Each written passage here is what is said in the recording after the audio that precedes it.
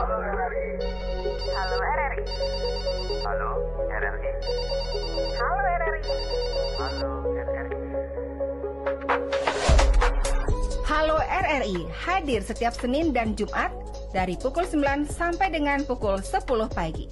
Anda bisa sampaikan semua keluhan, masalah, atau informasi melalui line telepon 0362 24644 atau WhatsApp 0811 399 9790 dan media Jalan Gajah Mada 144 Singaraja, Bali. Selamat pagi pendengar, senang sekali saya Rizka Desiandra bisa kembali menyapa Anda dalam Dialog Hai Bali Ken.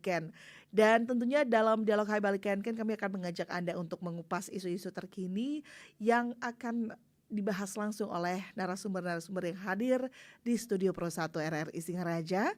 Dan tentunya Anda juga bisa beratensi di via 24644 serta di via WhatsApp 081 1399 9790. Pendengar, pagi ini kami akan mengajak Anda untuk membahas terkait dengan sensus ekonomi 2026 dan DTSEN menuju kebijakan yang tepat sasaran. Nah, apa saja sebenarnya yang menjadi indikator utama dalam sensus ekonomi tahun 2026 serta bagaimana progresnya hingga dengan saat ini untuk bisa menghasilkan data tunggal sosial ekonomi nasional begitu ya, yang juga nanti akan kita bahas bersama dengan Bapak Made Bimbo Abdi Suardika selaku Kepala BPS Kabupaten Buleleng. Om Swastiastu Pak Bimbo. Mbak Rizka.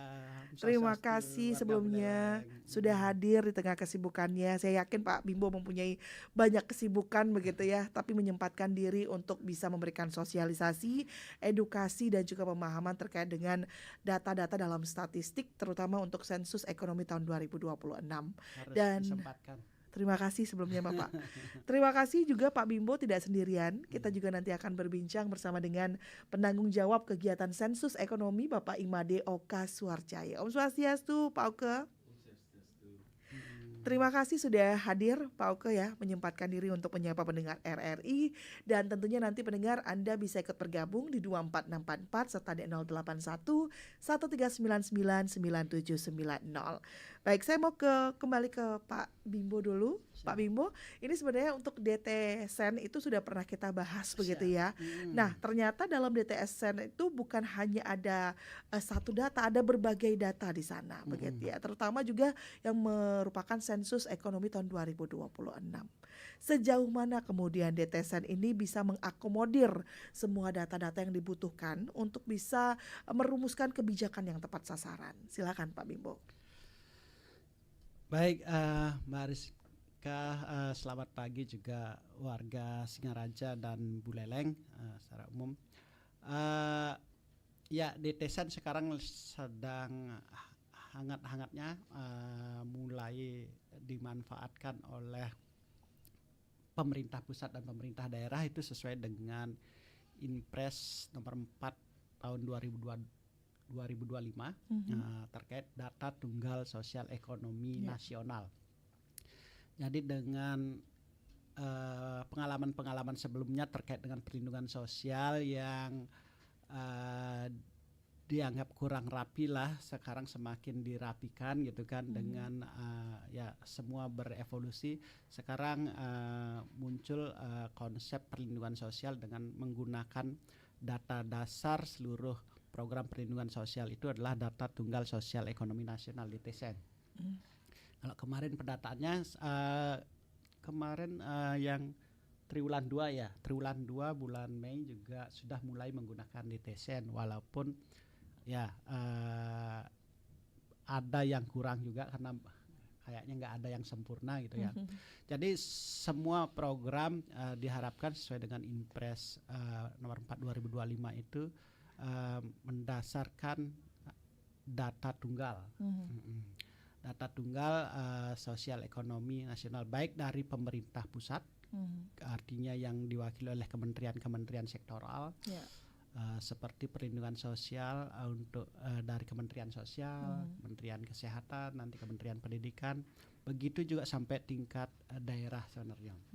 Di harapannya perlindungan sosial ini yang dilakukan oleh pemerintah pusat dan daerah semuanya bisa terintegrasi, terpadu, sehingga seluruh warga yang membutuhkan perlindungan sosial mendapatkan haknya, kemudian pembagian bebannya baik pusat dan daerah terbagi secara rapi. Tidak ada yang mungkin tumpang tindih, ada warga yang dapat bisa double atau triple gitu kan, tetapi ada warga miskin lainnya yang tidak mendapatkan apa-apa. Niatnya itu dengan data tunggal dalam satu frame, Kementerian Sosial memberikan siapa, kemudian Kementerian Kesehatan memberikan siapa warga miskinnya untuk perlindungan sosial, Kementerian Pendidikan memberikan siapa, begitu juga pemerintah daerah nantinya. Niatnya seperti itu. Dan sekarang baru digunakan oleh pemerintah pusat, dan kemarin sosialisasi dari Kementerian PPN Bappenas sudah juga menjelaskan cara pemanfaatan DTSN itu oleh pemerintah daerah, provinsi maupun kabupaten kota. Ya. Itu sih. Baik, berarti memang untuk penggunaannya sudah mulai digunakan ya, Pak Bimbo ya. Dari tingkat pusat sampai di tingkat daerah, begitu. Nah, ini kalau dari penjelasan Pak Bimbo tadi kita lihat bagaimana memang DTSN ini sangat vital begitu ya. Karena mempengaruhi kebijakan-kebijakan yang nantinya akan dirumuskan oleh pemerintah. Nah, dengan vitalnya data ini begitu Pak, ada apa saja yang perlu diperhatikan dalam perumusan atau pembuatan data ini atau perilisan terutama. Silakan Bapak. Ya, terkait dengan DTSN ini dari pengumpulan datanya dulu ya, itu harus ya kalau bisa setiap periode tertentu harus dimutakhirkan. Karena terkait dengan kehidupan sosial masyarakat itu kan bukan hanya setiap tahun berubah, mungkin setiap triwulan, semesteran, tiap triwulan, bahkan mungkin setiap menit bisa berubah.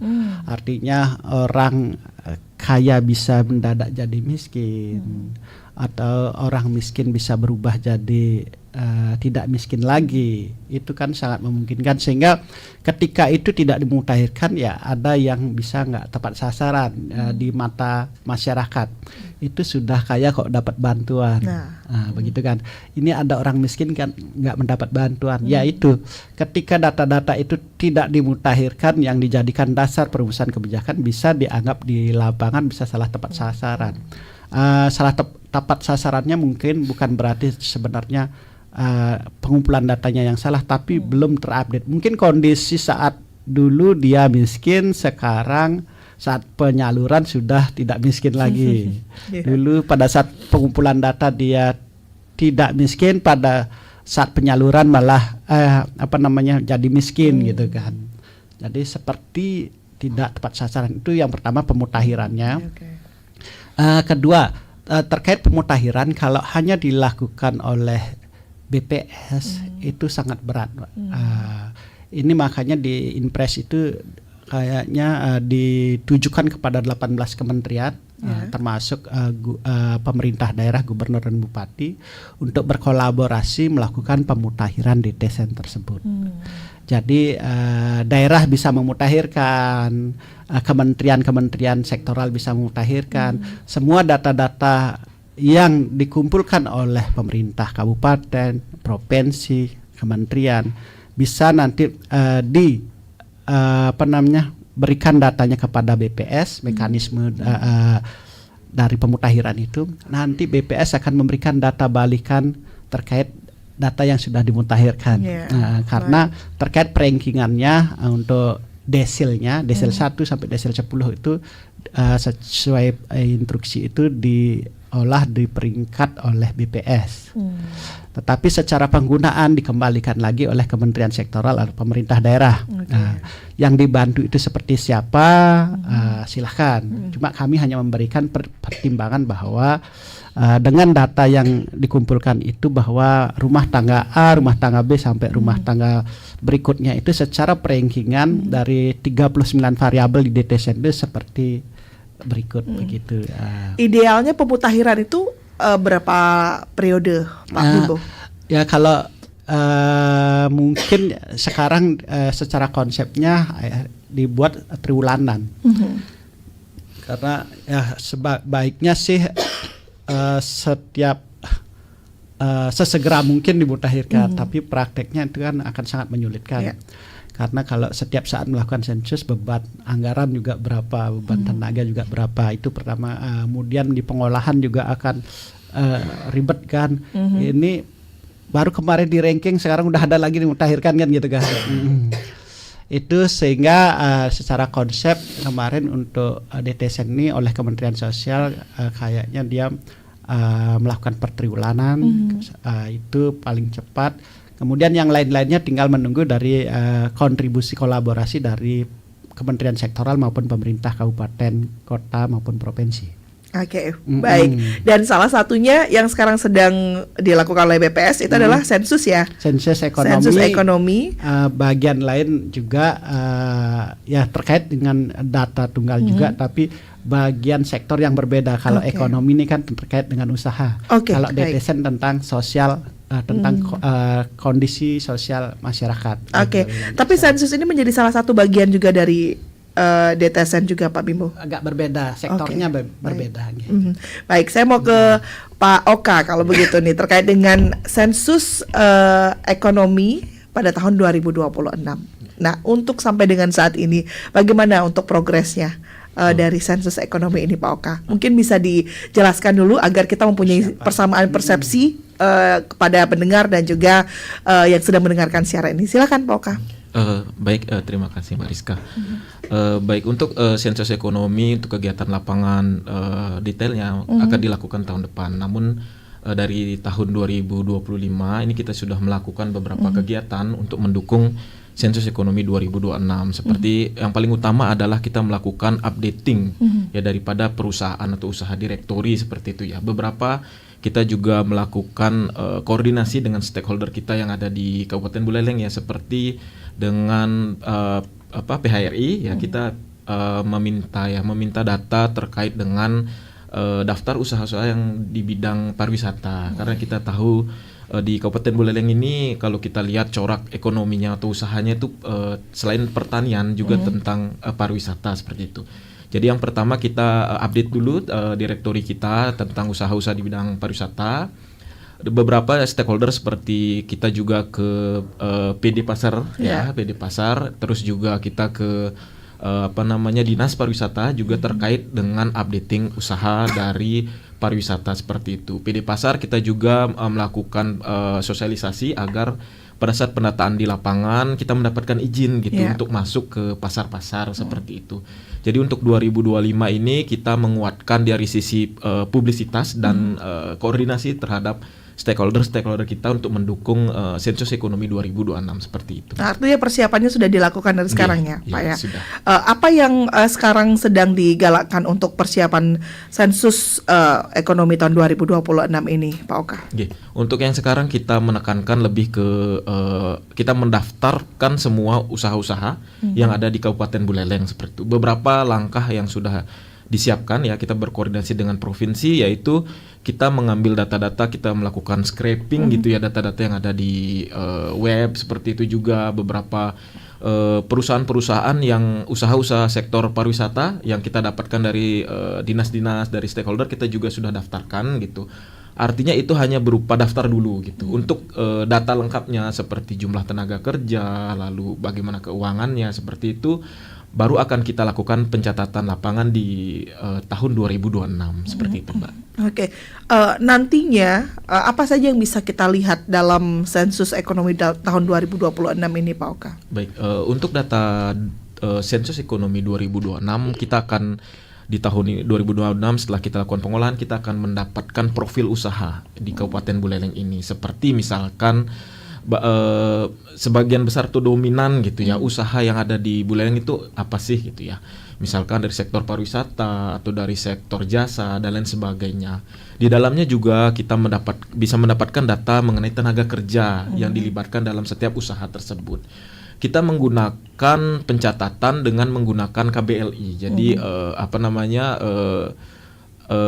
klasifikasi usaha, klasifikasi lapangan usaha yang ada di Indonesia seperti itu. Dari kategori-kategori itu kita bisa lihat bagaimana sih dominan corak ekonomi di Kabupaten Buleleng. Nah, dari situ tentu saja itu dapat mendukung ya penentuan kebijakan ke depannya. Apa yang harus didukung oleh Pemda setempat yang akan digalakkan untuk mendukung usaha-usaha seperti itu. Jadi memang untuk sensus ekonomi ini tahun 2006 sangat penting ya Mbak ya. Kenapa? Karena dari situ kita mendapatkan data lengkap mengenai usaha yang ada di Kabupaten Buleleng, sehingga dari data tersebut bisa mendukung ya kebijakan-kebijakan pemerintah terkait dengan usaha ekonomi yang ada di Kabupaten Buleleng seperti itu. Iya, baik. Berarti sangat vital selain memang tadi kita berbicara DTSN, ada juga sensus ekonomi yang juga nanti akan berdampak ya Pak Bimbo ya untuk kebijakan-kebijakan. Nah, kalau dari Pak Bimbo sendiri nantinya ini kan diperlukan juga untuk pemberian data dari masyarakat terutama untuk sensus ekonomi tahun 2026. Kira-kira nanti dampaknya akan seperti apa dengan adanya sensus ekonomi tahun 2026 ini terutama untuk di Kabupaten Buleleng? Pak Bimbo, silakan. Makanya kami BPS adalah penyedia data statistik ya. Baik kalau dasarnya kami secara nasional masih dominan ke nasional, ke pemerintah pusat, sedangkan levelnya pun sampai biasanya ke level kabupaten untuk estimasinya. Bagaimana dengan terkait dengan level kecamatan dan desa? Nah, itu yang membatasi kami, tugas kami. Yang untuk kecamatan dan desa levelnya itu biasanya dinamakan statistik sektoral, bisa dikumpulkan, diproduksi oleh pemerintah kabupaten. Begitu. Yang jelas data yang kita kumpulkan dalam sebuah mekanisme data pasti sangat penting Mbak, karena untuk perencanaan pembangunan yang tepat sasaran pasti membutuhkan data. Kemudian dari perencanaan pembangunan nanti baru bisa melaksanakan pembangunan kan begitu kan. Kalau semuanya tanpa data gelap gulita perencanaannya. Kemudian apa yang mau dibangun di Buleleng seperti itu kan. Nah, tadi ngomong DTSN dan sensus ekonomi. Kalau DTSN itu mungkin saya sedikit spesifikasikan bahwa kalau DTSN itu masih cenderung ke terkait penanggulangan kemiskinan sosial ekonomi di masyarakat. Sedangkan sensus ekonomi ini lebih ke arah yang lebih maju, gimana melakukan pembangunan ekonomi untuk memajukan sebuah negara maupun daerah. Nah, sebelumnya juga kita jelaskan lagi secara undang-undang nomor 16 tahun 1997 emang negara itu membutuhkan yang namanya ada 3 sensus Mbak.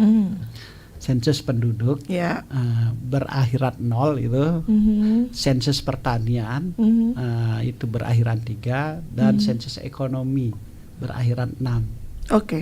Makanya dari sana terlihat bahwa negara ini membutuhkan data-data 3 data sektoral itu yang paling prioritas disediakan, penduduk, pertanian, dan ekonomi. Nah, saatnya kemarin sensus ekonomi terakhir itu adalah 2016 ya, 2016. Itu kondisi yang menunjukkan bagaimana kondisi usaha kegiatan ekonomi di Indonesia di Buleleng. Itu terakhir 2016 Pak. Tapi bagaimana kondisi terakhir sekarang di 2026 nanti setelah 10 tahun berikutnya sesuai dengan itulah yang perlu kita kumpulkan nanti lagi kembali sebagai dasar nanti contoh perhitungan bagaimana pertumbuhan ekonomi kita, ya dasarnya frame-nya nanti sensus ekonomi. Apa saja penggerak ekonomi di Buleleng begitu nanti terlihat di sensus ekonomi. Oke, baik. Seperti itu. Pak Bimbo, ini menarik ya. Mungkin ini juga pengetahuan baru untuk masyarakat bahwa sensus ini dilaksanakan bukan setahun sekali, tapi ada waktu tertentunya. Tapi apakah seandainya misalnya di pertengahan 10 tahun itu ada perubahan yang misalnya yang signifikan begitu, apakah BPS tidak juga melakukan sensus, Pak Bimbo? Kembali lagi ini juga mulai jadi kajian. Nah, kenapa sensus itu setiap 10 tahun sekali? Ya kembali lagi karena setiap melakukan sensus butuh sumber daya yang besar, Mbak ya. Karena kalau namanya sensus, pendataan lengkap mungkin kalau diterjemahkan itu pendataannya harus door to door ke rumah-rumah. Dilakukan di seluruh wilayah Indonesia. Betapa SDM yang harus disiapkan, tenaga, biaya, waktu gitu. Nah, jadi dengan kebutuhan itu dan kebutuhan SDM tersebut dan kebutuhan terkait penyediaan data ini harus kan ada constraint-nya. Kalau dilakukan setiap tahun bagus sekali, tapi apa mampu kita membiayainya, melakukannya terus menerus begitu kan. Nah, secara undang-undang disepakatilah dan secara referensi internasional juga minimal dilakukan 10 tahun sekali, minimal. Minimal gitu kan. Makanya nanti sudah ada kajian menurut kemajuan perkembangan zaman sekarang di pusat pun, di DPR RI pun sudah menyatakan untuk 10 tahun sekali kayaknya udah terlalu lama deh. Seperti tadi Mbak Rizka bilang, gimana kalau pertengahan dari 10 tahun itu 5 tahun sudah terjadi perubahan, sebaiknya memang harus dilakukan pendataan kembali begitu kan. Makanya sekarang mulai ada kajian nih terkait dengan kajian perubahan Undang-Undang Statistik nomor 1697.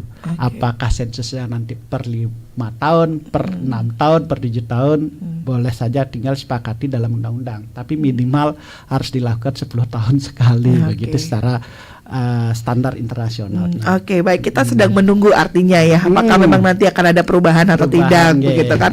Karena melihat peran data ini sangat vital sekali, kemudian juga sangat berdampak kepada semua sektor begitu, karena dari data, kata Pak Bimbo tadi mengatakan bahwa tanpa data pembangunan kita akan gelap gulita. Oke, baik. Ini menarik pendengar. Silakan kami undang atensi Anda karena juga tadi disampaikan oleh Pak Oke dan juga Pak Bimbo bahwa peran dari masyarakat ini penting sekali karena sensus itu langsung door to door datang ke rumah masyarakat untuk mendapatkan data yang komprehensif ya untuk dalam sebuah sensus. Nah, saat ini BPS sedang fokus untuk melakukan sensus ekonomi tahun 2026 yang nanti akan di-launching tahun 2026 ya Pak ya. Akan disampaikan pada tahun 2026. Mulai akhir tahun ini kita akan mulakan publisitas tentang sensus ekonomi sehingga masyarakat siap-siap untuk menerima petugas sensus ekonomi. Nah, ini penting sekali nih. Kita undang pendengar ya Pak Bimbo ya untuk ikut beratensi dalam dialog Hai Bali Ken kita pada pagi hari ini. Silakan untuk Anda yang ingin bertanya nih terkait dengan sensus ekonomi 2026 atau mungkin Anda juga mempunyai pertanyaan terkait dengan data tunggal sosial ekonomi nasional. Kami undang atensi Anda pendengar di 24644 serta di 081 1399 9790. Kita juga masih bersama dengan Kepala BPS Kabupaten Buleleng Bapak Made Bimbo Abdi Suhardike dan juga penanggung jawab kegiatan sensus ekonomi tahun 2026 Bapak Imade Oke Suarjaya. Silakan untuk Anda yang akan beratensi, kami tunggu atensinya hingga pukul 10 waktu Indonesia Tengah, bisa di via 24644 serta di via WhatsApp kita di 081 1399 9790. Dan jangan lupa mendengar dialog Hai Bali Ken ini juga disiarkan secara live streaming melalui RRI Singaraja Official ya di YouTube RRI Singaraja. Jangan lupa juga untuk Anda yang ingin menyematkan komentar, kami nantikan untuk komentar Anda, nanti kita akan bacakan satu persatu dan akan langsung ditanggapi oleh narasumber yang hadir di studio Pro 1 RRI Singaraja. Kita sapa dulu Pak Bimbo, satu pendengar kita di 24644 sudah ada yang bergabung. Selamat pagi RRI. Selamat pagi RRI Singaraja. Iya, selamat pagi dengan Pak Astawun ya. Iya, silakan Pak Astawun.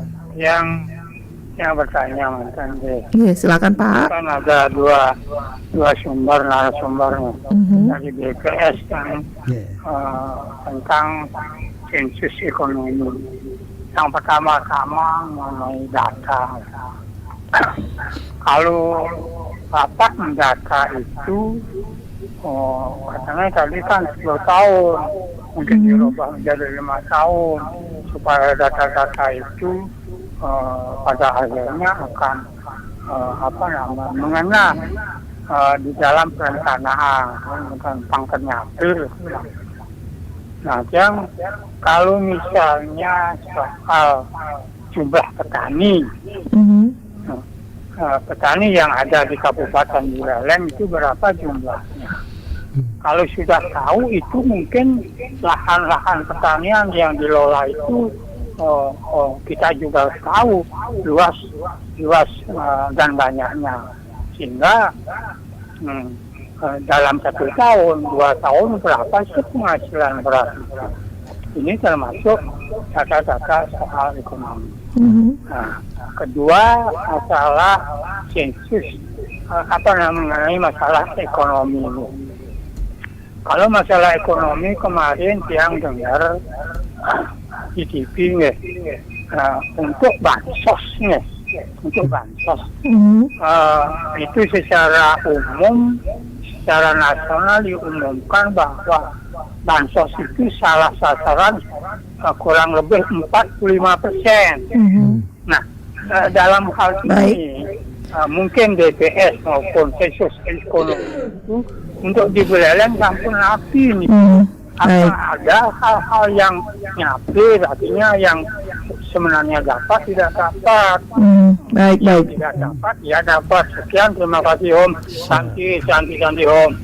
Baik, terima kasih Pak Astawa ya atas atensinya, luar biasa ini untuk Pak Astawa. Sangat kritis begitu berbicara tentang bantuan sosial, ini terkait juga dengan sinkronisasi data begitu. Tadi juga sudah sempat disinggung oleh Pak Bimbo terkait dengan tumpang tindih data, itu sebenarnya adalah memang perlu diperhatikan. Tadi kondisinya mungkin pada saat pengambilan data si masyarakat itu dalam keadaan yang belum mampu begitu, pada saat penyaluran sudah mampu, mungkin itu yang di capture oleh masyarakat begitu ya. Tapi nanti kita dengarkan juga penjelasan dari Pak Bimbo dan juga Pak Oka seperti apa begitu terkait dengan permasalahan di lapangan. Untuk Anda yang lain juga kami undang atensi Anda, ini beratensi terkait dengan data sensus ya, sensus ekonomi tahun 2026 dan juga DTSEN bersama dengan Kepala BPS Kabupaten Buleleng dan juga penanggung jawab sensus ekonomi tahun 2026. Kita sapa di via WhatsApp. Selamat pagi Pak Nyoman Sudarsana. Ya, silakan Pak Nyoman. Selamat pagi, Om Swastiastu, Om Mariska. Swastiastu. Silakan Pak. Yeah. Selamat pagi Om Swastiastu, Bapak Bimbo. Selamat pagi Om Swastiastu. Dan juga Pak Manadeo ke Jaya ya.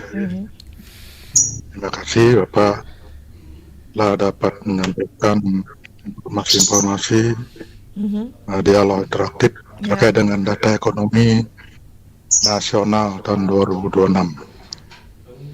Menarik sekali nih. Tadi telah disampaikan di mana menurut kami data ini sangat penting sekali dilakukan. Penting untuk dapat mengetahui perkembangan ekonomi dan juga dalam hal perencanaan pembangunan di bidang ekonomi di Buleleng. Tentunya harapan kami agar betul-betul dilaksanakan sensus ini, karena ini adalah menentukan keberhasilan daripada program-program yang akan dilaksanakan. Di sini kami ada pertanyaan pada Bapak. Apa tujuan sensus ekonomi tahun 2006 ini? Apa yang menjadi dominan di sensus ekonomi ini? Ya, baik.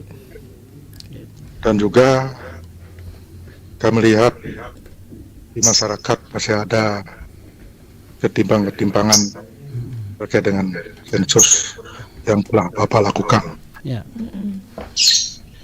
Dan juga ini agak menyimpang sedikit terkait data stunting yang kami dengar informasi di media bahwa Buleleng sekarang ini sudah menginjak di atas 10%, 12%-an.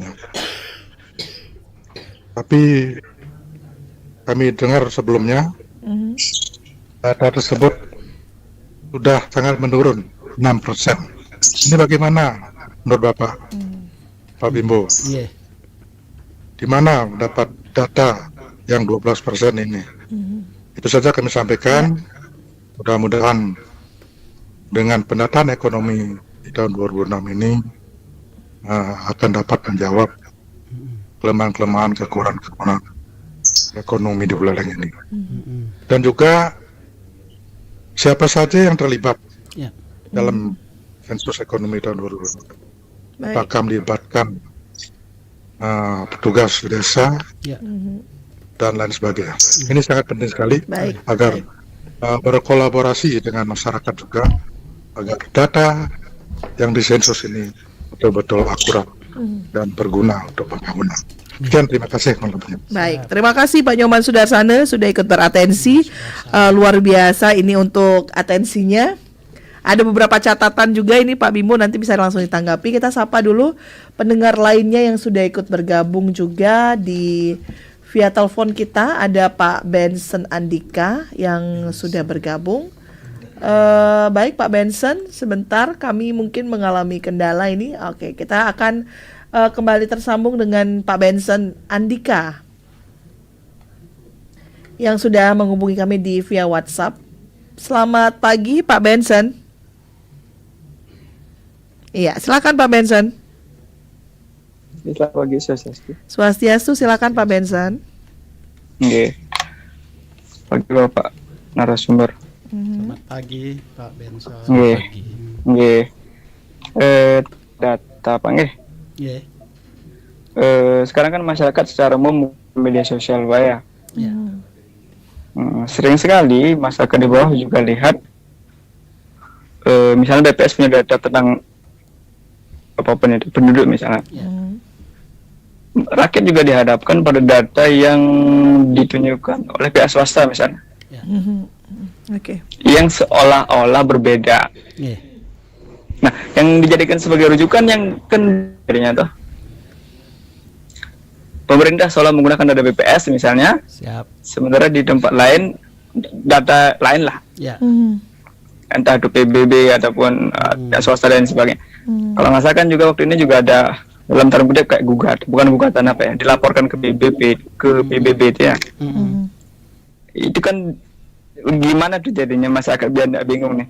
Biar kemudian BPS sendiri sebagai sebuah lembaga yang dimiliki oleh negara menjadi salah satu lembaga yang kredibel, datanya bisa dipercaya dalam tanda kutip.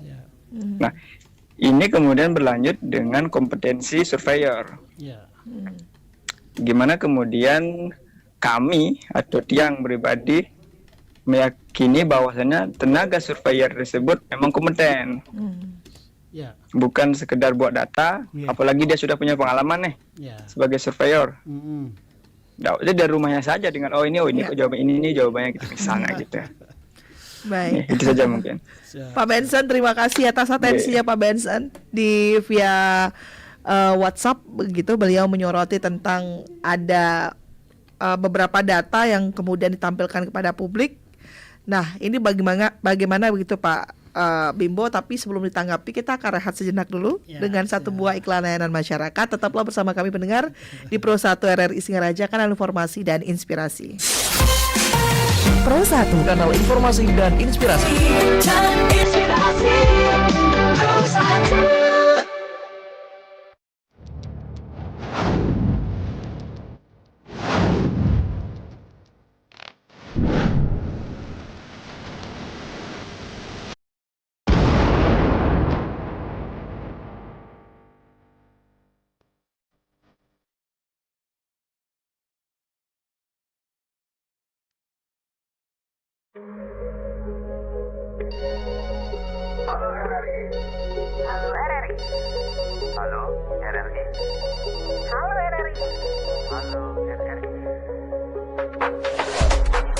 Halo RRI hadir setiap Senin dan Jumat dari pukul 9 sampai dengan pukul 10 pagi.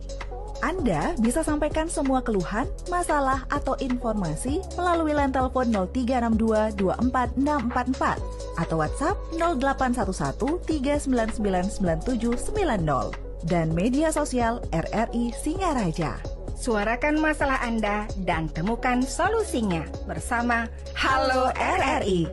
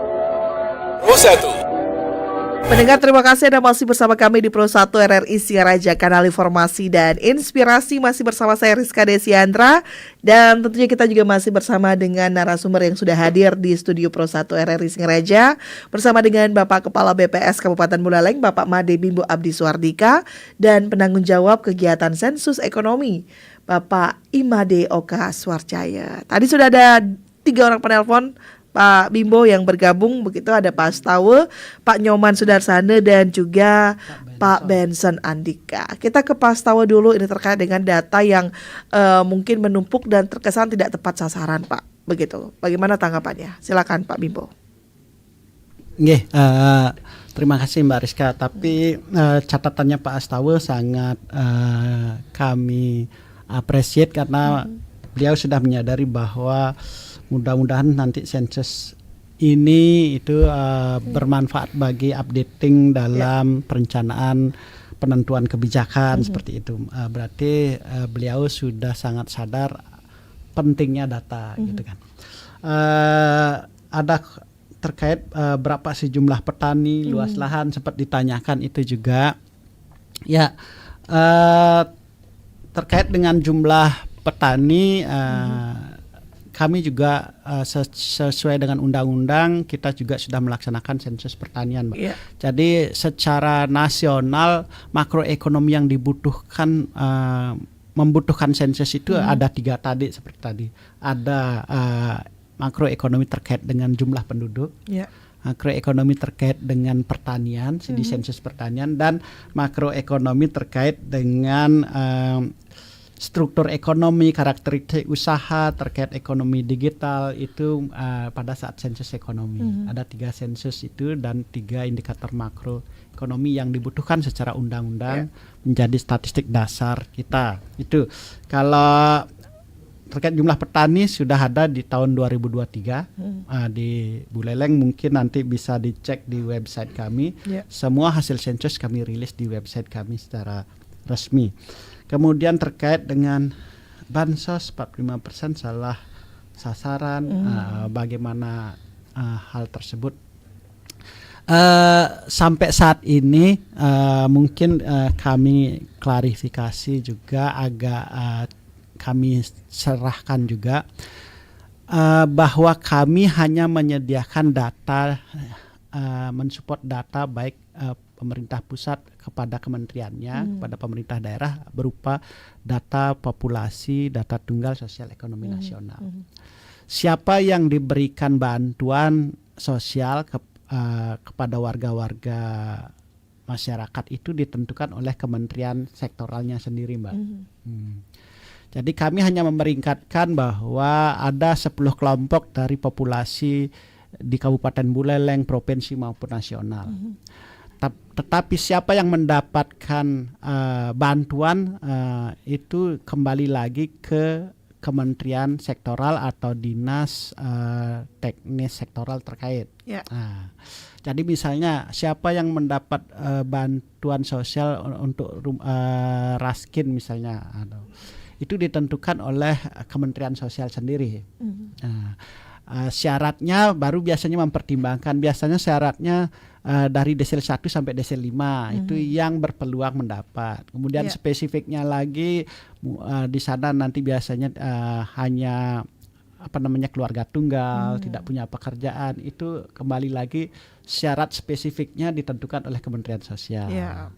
Itu kayak bansos ini persyaratannya ditentukan dalam Permensos, peraturan Menteri Sosial. Jadi terkait dengan siapa yang mendapatkan itu bukan di kami. Kami hanya mensupport data bahwa masyarakat di Buleleng ini populasinya seperti ini, peringkatnya desil 1 sampai desil 10. Tapi siapa yang mendapatkan kembali lagi sesuai dengan persyaratan menurut Kementerian Sosial itu yang paling berhak gitu kan, paling layak. Begitu juga nanti siapa yang mendapat bantuan kesehatan itu yang paling tahu memang Kementerian Kesehatan atau Dinas Kesehatan gitu kan. Jadi berapa persen yang tidak tepat sasaran sampai saat ini kami juga belum melakukan survei pengukuran hal tersebut. Kalau kemungkinan nanti dibutuhkan oleh presiden atau bupati, mungkin nanti baru kita akan laksanakan, karena kembali lagi kebetulan survei-survei tersebut kan sifatnya tidak prioritas gitu loh. Karena masih banyak prioritas survei yang harus dilakukan. Tetapi kalau itu menjadi hal penting, isu terkini, mungkin pasti akan diperintahkan untuk melakukannya. Itu untuk Pak As tahu, sehingga untuk rapat yang tidak tepat sasaran belum diperintahkan untuk melaksanakan penghitungan itu. Baik. Kemudian ada Pak Nyoman Sudarsana tadi, Bapak. Pak Nyoman Sudarsana, tujuan sensus ekonomi juga dia juga sangat sudah menyadari pentingnya data. Sensus ekonomi ini seperti ditanyakan tadi, apa tujuannya, adalah menyediakan data dasar seluruh kegiatan ekonomi, Mbak. Baik seperti struktur ekonominya, yang struktur ekonomi misalnya yang pedagang berapa persen sih di Buleleng, yang akomodasi berapa persen sih, industri berapa persen sih, seperti itu, konstruksi berapa persen, itu struktur ekonomi yang menjadi tulang punggung Buleleng nanti apa. Yang sampai saat ini kan pertanian sama pariwisata. Itu yang ketiga kayak perdagangan. Nah, nanti itu kondisi sebelumnya, apakah kondisi 2006 masih pertanian, apakah sudah bergeser menjadi pariwisata atau perdagangan, itu nanti kita lihat di sensus ekonomi di 2026. Itu tujuan sensus ekonomi, struktur ekonominya nanti terlihat, karakteristik usahanya, apakah usaha ini tergolong usaha mikro, kecil, menengah, besar. Berapa yang besar, berapa yang menengah, berapa yang kecil, berapa yang mikro, itu nanti kita bisa lihat. Termasuk juga sekarang dengan ekonomi digital. Ini untuk usaha-usaha di Buleleng sudah berapa sih yang menggunakan platform digital. Itu tujuannya. Kemudian terkait data stunting, dari 12% menjadi 6%, ini dapat data dari mana? Karena kemarin sempat juga dibicarakan itu, Pak, oleh masyarakat, menjadi sorotan juga. Nah, ini bagaimana dari pandangan Bapak sebagai Kepala BPS Kabupaten Buleleng? Kembali lagi, kalau kami BPS itu memang di masyarakat melihat kalau BPS itu supermannya data kayaknya. Tetapi diingatkan lagi bahwa secara undang-undang itu BPS itu hanya data statistik dasar. Data statistik dasar itu seperti yang dibutuhkan secara nasional, Mbak. Secara nasional seperti yang diungkapkan di undang-undang. Sensus penduduk, pertanian, ekonomi, dan nanti turunannya. Sensus penduduk nanti misalnya turunannya menghitung angka kemiskinan makro, kami menghitung pengangguran, kami. Kemudian sensus pertanian, itu nanti turunannya berapa struktur ongkos usaha pertaniannya, berapa pendapatan pertaniannya, itu kami. Itu pun levelnya sampai kabupaten nanti. Kemudian sensus ekonomi seperti tadi, struktur ekonominya nanti berapa indeks pertumbuhan ekonominya, berapa pertumbuhan ekonominya, itu kami. Tapi kalau stunting ini adalah data statistik sektoral. Dari data itu ada 3 jenis, Mbak. statistik dasar, statistik sektoral, statistik khusus. Jadi kami kalau ngurusin semuanya 3 statistik itu juga nggak mampu, sehingga memang secara undang-undang pun dipecah, dibagi sehingga bisa dilakukan seluruhnya statistik itu. Kami statistik dasar, stunting ini merupakan salah satunya adalah statistik sektoral yang harus dipertanggungjawabkan oleh Kementerian Sektoral sendiri. Yang salah satunya stunting ini berarti Kementerian Kesehatan di tingkat nasional dan di daerah Dinas Kesehatan. Jadi terkait stunting ini belum menjadi tupoksi kami. Tapi bias data itu kan memungkinkan ya Pak ya? Ya namanya survei. Nah ini bedanya. Kemudian dalam pengumpulan data itu ada namanya sensus dan survei. Kalau sensus itu populasi, pendataannya seluruh wilayah door to door, sedangkan survei hanya sampel. Semua punya kelemahan kelebihan. Kalau sensus ya tidak ada error Pak, karena semuanya didata gitu kan. Cuman kelemahannya adalah dia membutuhkan anggaran yang banyak, tenaga yang besar, pendataannya yang lama. Itu kelemahannya sensus. Terus kalau dilakukan setiap tahun, makanya nggak mungkin kan, 10 tahun baru dilakukan.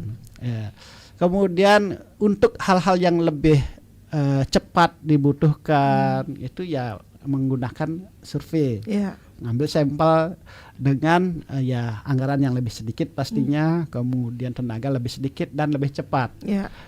Sekarang survei, kemudian karena segera dibutuhkan, mungkin bulan depan indikatornya udah bisa keluar. Jadi namanya survei. Nah kembali lagi, namanya survei kalau di statistik itu secara standar internasional itu ada namanya frame. Frame sampel, kerangka sampel. Kalau survei tidak menggunakan kerangka sampel, itu udah enggak statistik lagi namanya.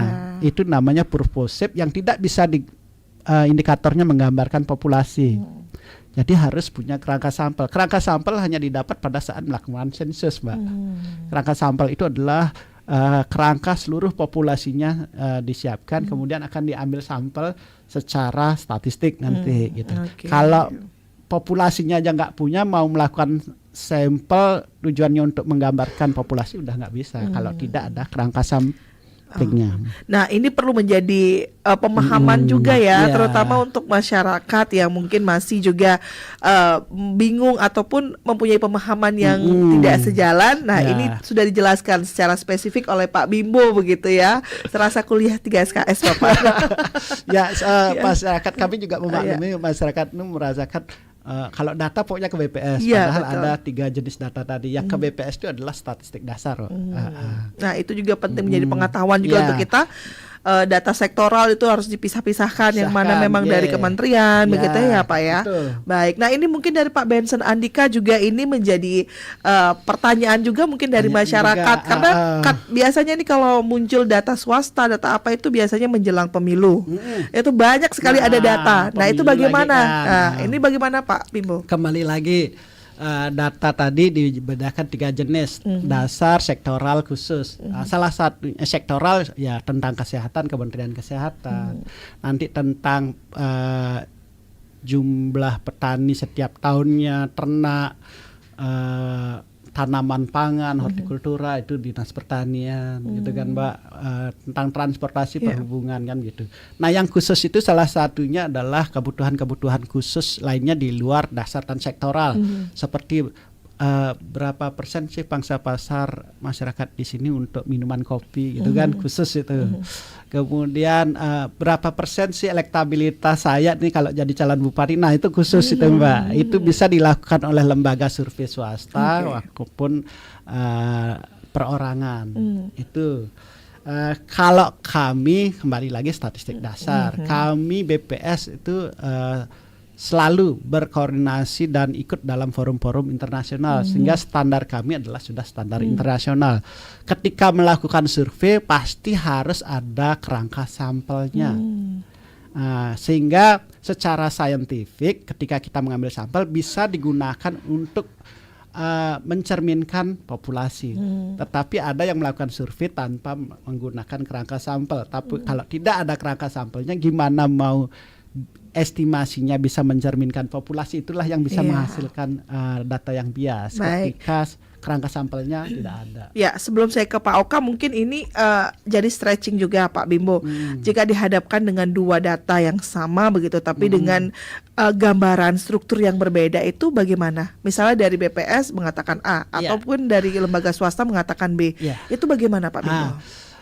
Kemudian syarat dari data yang standar itu ada namanya standar data, Mbak. Standar data itu pertama variabel konsep definisinya harus jelas. Yang dibandingkan ini benar-benar variabel yang sama, Mbak.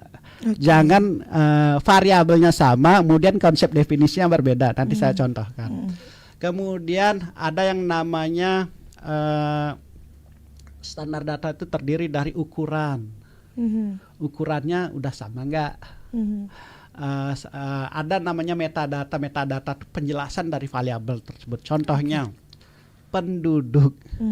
Penduduk itu secara variabelnya ada satu. Ya. Secara konsep definisinya ada dua bisa, Mbak. Ada penduduk faktual, ada penduduk administratif. Kalau penduduk faktual kami yang hitung, penduduk administratif kementerian atau dinas dukcapil yang menghitung. Oke, padahal sama-sama penduduk ya Pak? Sama-sama penduduk. Oke. Datanya bisa berbeda karena konsep definisi standar datanya berbeda ukuran. Kalau administratif bisa jadi kayak saya KTP-nya di Badung, Mbak. Sekarang saya tinggal di Buleleng. Mungkin saya jadi penduduk faktual Buleleng tapi administratifnya penduduk Badung, Mbak. Oke. Nah, ini pengetahuan baru Gitu. juga Jadi nih untuk makanya penduduk yang benar ini jumlah penduduk menurut siapa, BPS kah atau Dukcapil? Karena standar datanya sudah jelas ada dua, walaupun variabelnya ada satu, semuanya benar, Mbak. Nanti kalau penduduk berdasarkan administrasi, penduduk di Buleleng mungkin dibilang misalnya 800.000. ya. Kalau jumlah penduduk de facto bisa 900.000, Mbak. Karena banyak orang di luar Buleleng yang juga bekerja di Buleleng menjadi penduduk faktual Buleleng. Jadi jangan dibedakan, jangan disalah-salahkan. Iya. Memang, nah syarat variabel itu benar ya bisa berbeda ya karena konsep definisi yang berbeda, standar datanya berbeda. Oke, baik. Terima kasih Pak Bimbo atas penjelasannya luar biasa sekali. Memang ini perlu menjadi pemahaman kita bersama begitu agar jangan sampai nanti karena data yang standarnya berbeda seperti apa yang tadi disampaikan Pak Bimbo membuat kita menjadi perselisihan begitu ya Pak Bimbo ya. Saya mau ke Pak Oke. Pak Oke silakan bisa menambahkan mungkin dari pertanyaan pendengar tadi. Silakan. Oke, terima kasih Bapak Ibu pendengar yang sudah memberikan pertanyaan. Mungkin Tiang coba tambahkan tentang sensus ekonomi tahun depan 2026 terkait sebenarnya ada isu-isu baru Mbak Rika ke depan di tahun 2026 khususnya Niki untuk ekonomi yang UMKM dan kontribusinya karena memang untuk UMKM kan tidak tercatat ya gitu di perpajakan dan lain sebagainya. Padahal itu salah satu sektor ekonomi yang menurut Tiang pernah baca dia penyelamat pada saat krisis ekonomi. Jadi kita coba lihat di tahun depan berapa kontribusi UMKM untuk Kabupaten Buleleng. Selain itu untuk sensus ekonomi 2026 di depan itu kita juga coba untuk melakukan penataan terkait dengan ekonomi digital seperti Bapak pimpinan bilang tadi dan juga ekonomi lingkungan. Nah, ini ekonomi lingkungan ini adalah usaha-usaha untuk mendongkrak pertumbuhan ekonomi, namun dia juga mengurangi resiko-resiko terhadap lingkungan. Jadi ada green economy seperti itu. Jadi beberapa isu-isu ini juga baru di dunia ekonomi sehingga kita mungkin bisa dapat datanya di tahun 2026. Jadi partisipasi masyarakat memang sangat penting untuk mendukung kami di BPS dalam melakukan sensus ekonomi 2026. Begitu. Baik, terima kasih Pak Oke. Tidak terasa juga ini Pak Bimbo dan juga Pak Oke, kita sudah mendekati pukul 10 ya waktu Indonesia Tengah. Terima kasih untuk atensinya pendengar RRI dimanapun berada. Tidak bisa kami buka lagi untuk sesi teleponnya karena memang mendekati pukul 10. Nanti kita akan berbincang lagi dengan Pak Bimbo ya, dengan topik-topik yang berbeda tentunya dengan lintas sektoral. Tadi itu menarik terkait dengan data sektoral yang memang perlu juga dihadirkan sektoralnya di sini. Sosialisasi sensus ekonomi akan kami terus lanjutkan karena sudah mulai mendekati pelaksanaan ini. Kami nantikan untuk kehadirannya kembali Bapak berbicara tentang sosialisasi sensus ekonomi tahun 2026. Tapi sebelum kita tutup, kita akan dengarkan dulu closing statement dari Pak Bimbo terlebih dahulu. Silakan Pak Bimbo. ini terkait dengan kepercayaan sensus, makanya kami berharap nanti ketika petugas BPS datang itu diharapkan diterima dengan baik dan diberikan data apa adanya. Nanti ketika data sudah dirilis jangan lagi menyalahkan pemerintah, menyalahkan BPS. Beginilah pemerintah kalau nggak punya data. Pada saat kami melakukan pendataan nanti kami nggak diterima, nggak diberikan data, nanti dibalik-balikkan lagi, diputar-balikkan lagi. Harapannya makanya ketika kami datang berikan data kepada kami apa adanya. Karena kami mencatat bahwa data yang berkualitas tergantung pada partisipasi dan kejujuran masyarakat, para pelaku usaha. Tanpa mereka nanti kebijakan pembangunan hanya akan menebak, bukan menata. Mungkin itu sih jadinya dari kami. Terima Luar kasih. biasa.